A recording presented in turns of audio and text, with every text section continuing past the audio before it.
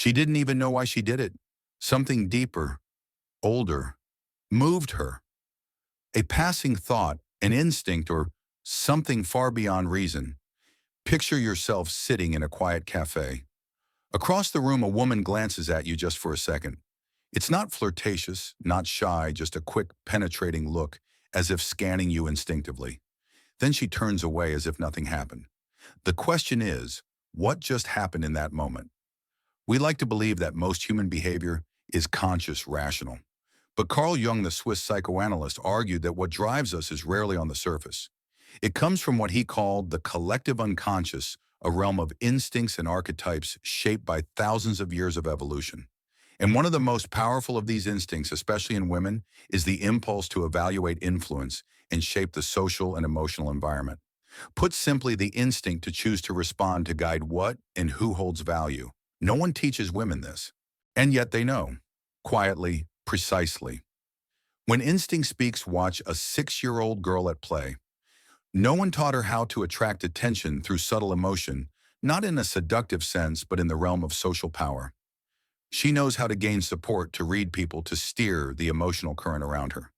Not because she learned it, but because she feels it.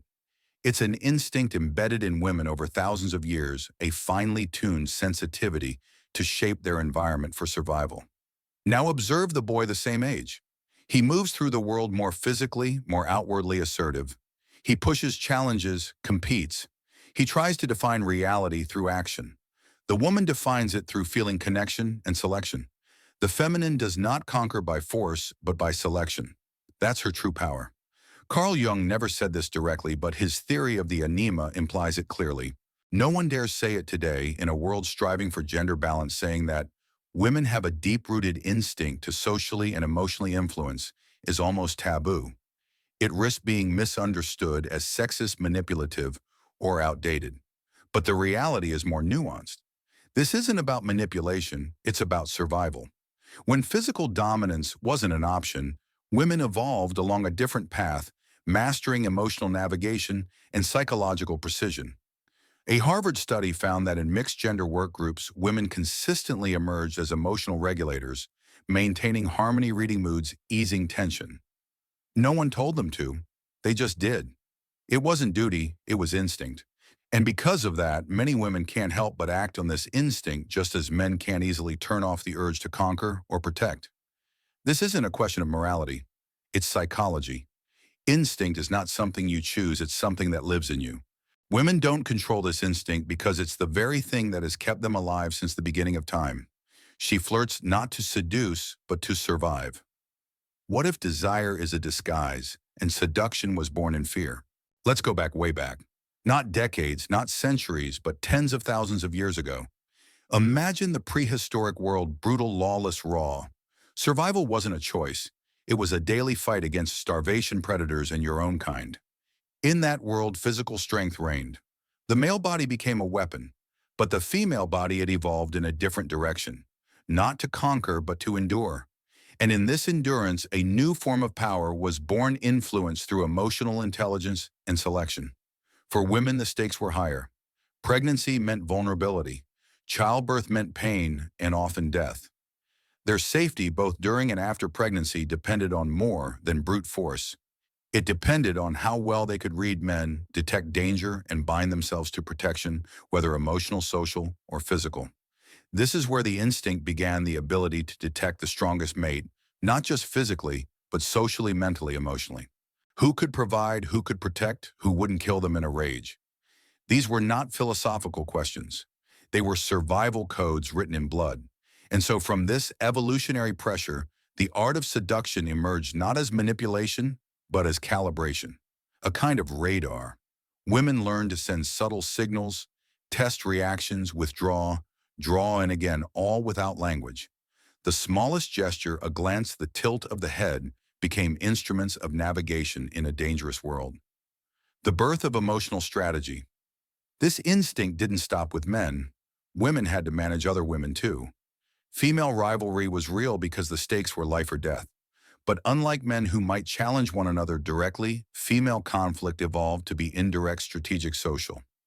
Carl Jung might have called this the emergence of the collective feminine shadow, the parts of the psyche that don't fight with fists, but with comparison, exclusion, and subtle judgment. These were not flaws, they were adaptations. They were how women defended territory, gained status, and protected their offspring. This isn't to say all women acted the same, or still do. Evolution doesn't dictate behavior like a tyrant, it whispers. And in women it whispered, be careful, be selective. You don't get many chances. It is from this deep unconscious reservoir that what we call feminine intuition is born.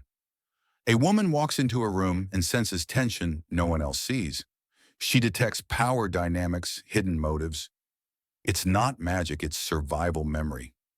Stored in her body and her nervous system, passed down like a genetic inheritance. Every woman carries within her the instincts of her grandmothers, those who survived. And what survived was not brutality but precision. Seduction in the modern world, fast forward to now. The world is no longer prehistoric, but the brain is. The instincts remain. And this is where the contradiction begins. In modern society, we celebrate agency, equality, logic. Yet many women still feel pulled by something ancient, irrational, the need to attract, to filter, to influence, often without knowing why. A woman might dress a certain way, speak in a certain tone, create emotional intrigue not for anyone in particular, but because something inside her stirs. She may even feel ashamed of it, because in today's world, to want attention is often read as insecurity. To strategize emotionally is labeled manipulation. But that's a shallow reading. What looks like flirtation might be a deep evolutionary instinct. If I don't stand out, I don't survive. This is where the power of storytelling falls short. We want to believe in clear lines, empowered or oppressed, pure or calculating. But the truth is messier. Seduction is not always about desire. Often it's a coded language women have learned to speak for centuries when they weren't allowed to speak openly at all. She doesn't seduce because she's weak. She seduces because it's the oldest language she was allowed to speak. She smiles, but it's not joy, it's strategy. What if femininity as we know it is just a mask crafted to survive judgment? She walks into a room and the world begins to watch.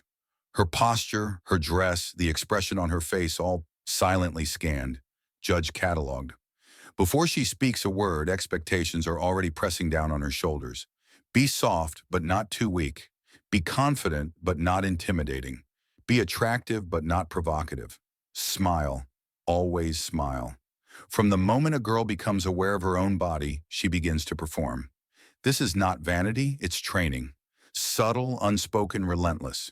The world begins shaping her into something it finds acceptable, palatable, predictable.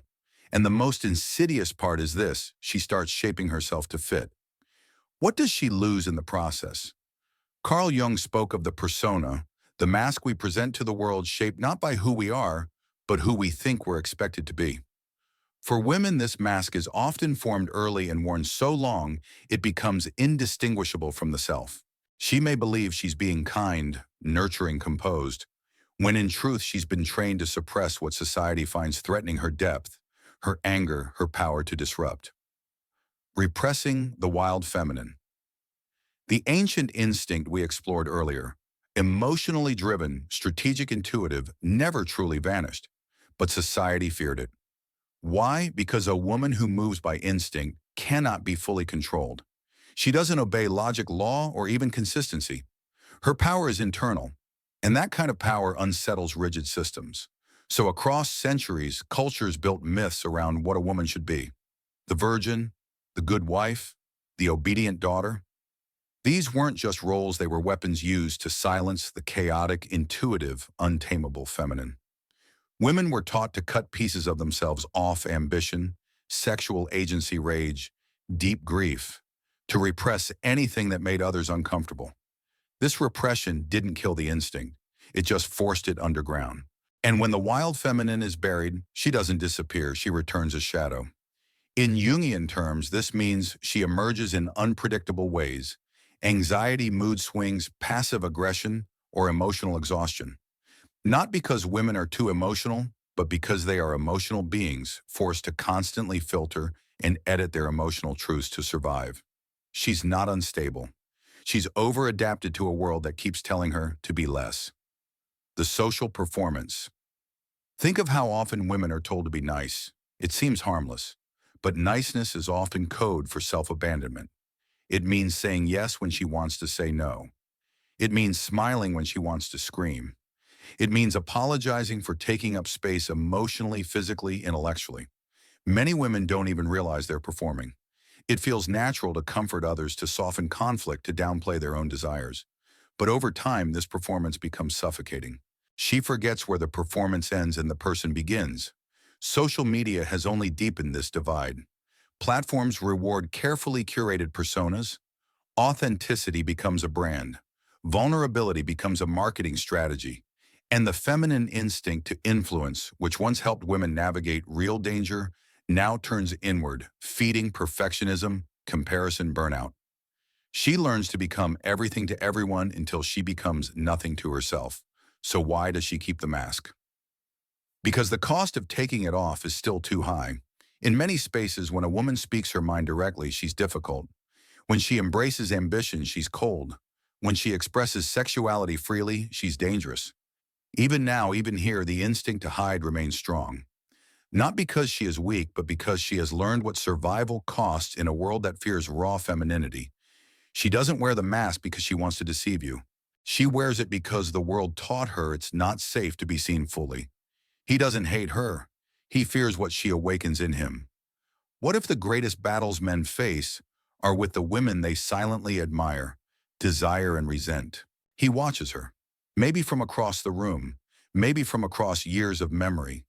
She moves through the world not with brute force, but with something else, an ease, a mystery, a gravitational pull he can't explain. She says little, but he feels everything shift in her presence. And though he won't admit it out loud, something in him trembles. This is not just attraction, this is confrontation. Because the feminine instinct, so ancient, so fluid, does not simply live in women.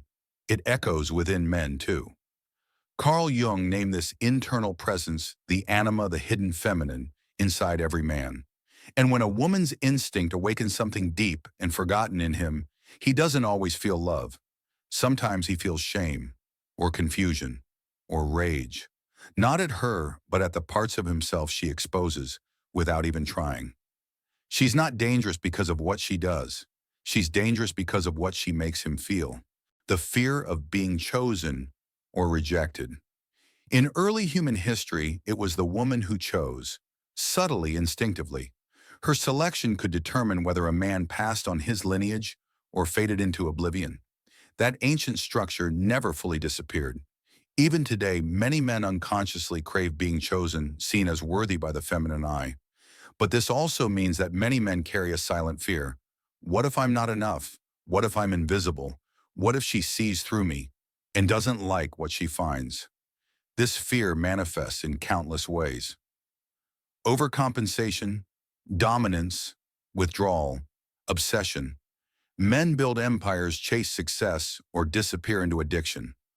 Not always to impress other men, but to feel worthy in the eyes of women they think they can never have. And when that validation doesn't come, when a woman's instinctive indifference feels like rejection, some men break. Because it doesn't just bruise the ego, it pierces the soul. He wasn't just looking for her attention. He was looking for proof that he exists. Misunderstanding the feminine. The feminine instinct is not logical. It doesn't follow straight lines.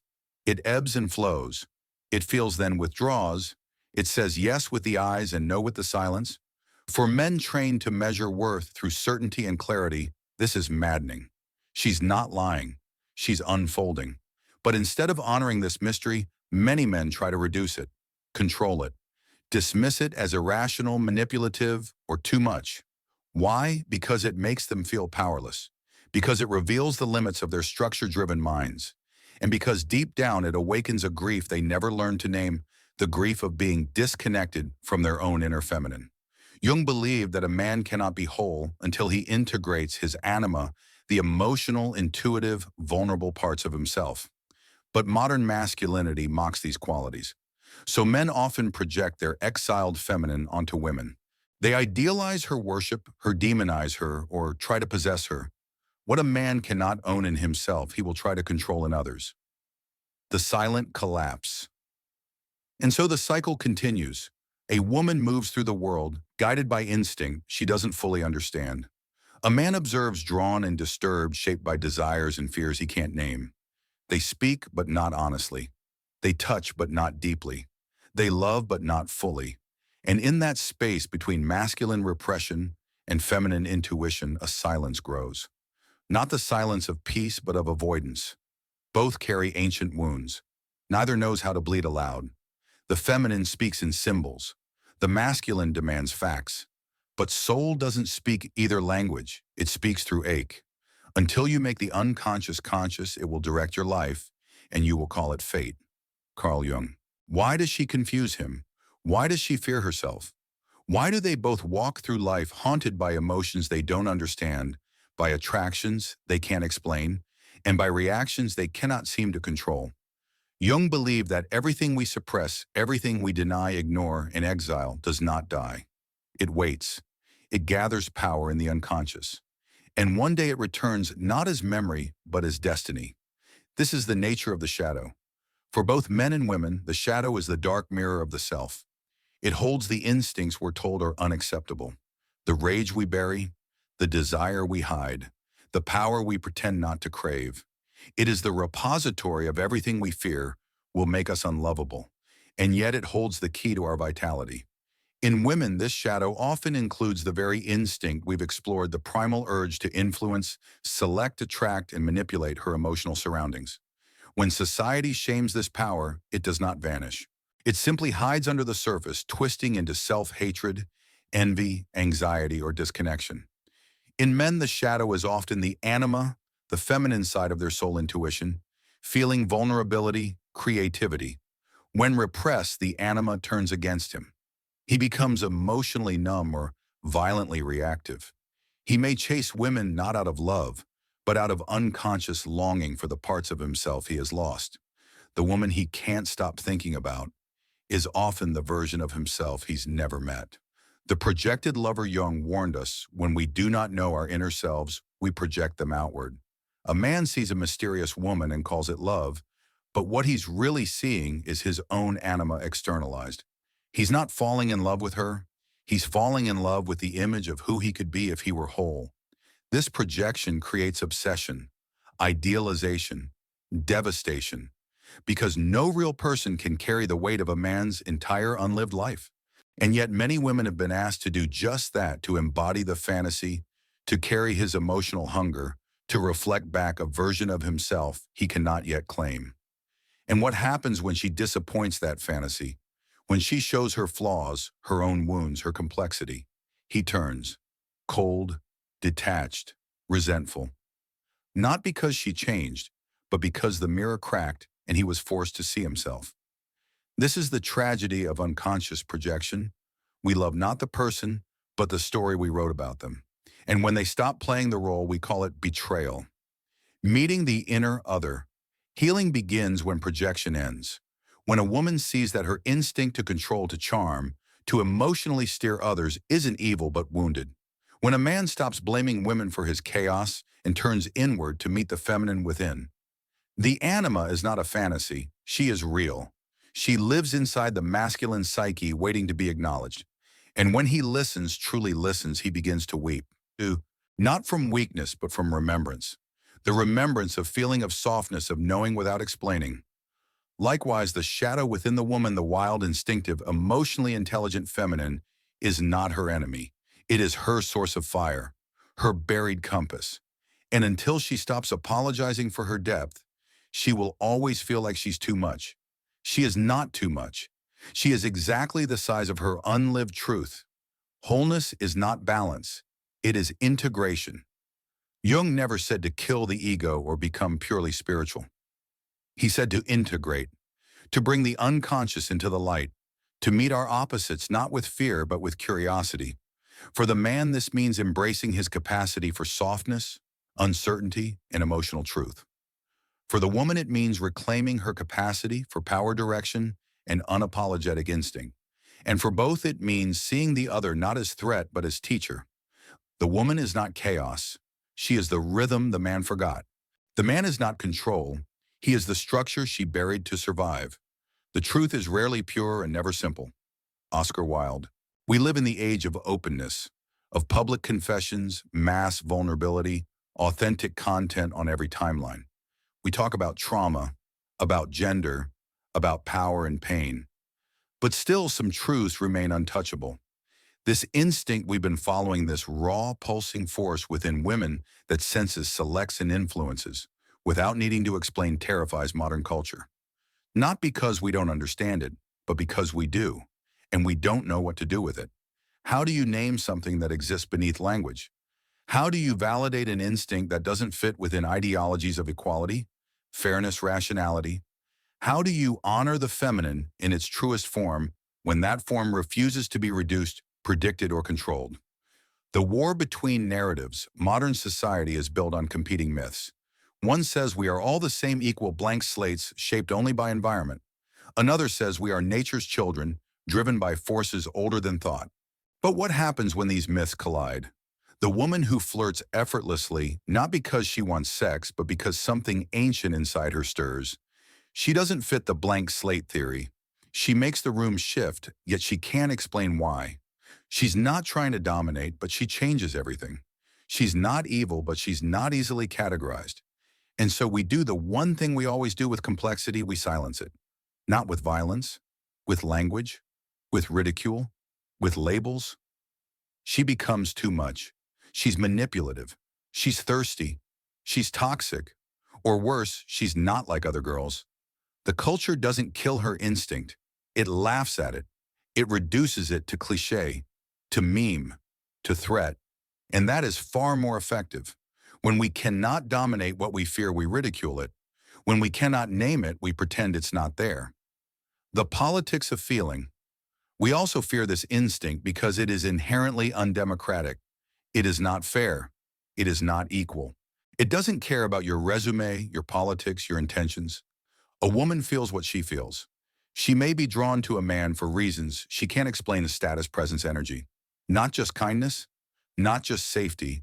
She may repel another, no matter how good he is. Not because he's wrong, but because something deeper in her knows. This unnerves us, because it means desire cannot be negotiated. No matter how many books we write, laws we pass, hashtags we post, the body remembers something the mind wants to forget: that we are not entirely free. That instinct still moves us even in skyscrapers and suits. And in a culture obsessed with fairness, this is heresy. But the soul was never meant to be fair. It was meant to be whole.